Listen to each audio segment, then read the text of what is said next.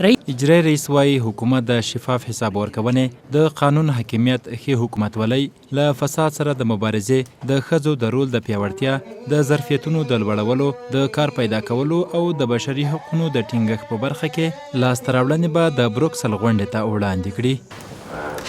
آمادگی‌هایی که در ارتباط به کنفرانسی بروکسل گرفته شده و جلسات دوامدار تحت ریاست رئیس جمهور صورت میگیرد.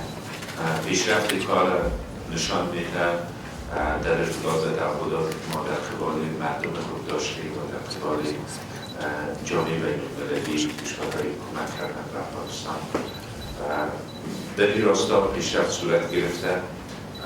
آمادگی ها خوب است که آمادگی تنها مسائل ضروری خواهد نیست. د افغانستان په اړه د بروکسل غونډه روان میلادي کال د اکتوبر میاشتې په 4 او 15 نیټه د اروپایي ټولنې په کوربتوب په بلجیم کې جوړیږي.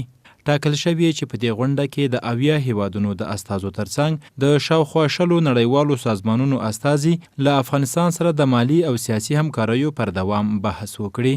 افغان حکومت په وار ټینګار کړی چې له ځانګړیو پروګرامونو سره به په دغه کانفرانس کې ګډون وکړي څو له 2019 څخه تر 2020 میلادي کلو پورې نړیوالې مرستې ترلاسه کړي. د سیاسي چارو یو شمېر افغان کارپوهان که څه هم د بروکسل راتلونکي کانفرانس د افغانستان لپاره مهم او ګټور بولي، خو وایي افغان حکومت نه دی توانېدلی له دې کانفرانس نه وړاندې له نړیوالې ټولنې سره کړې ژمنې عملي کړي.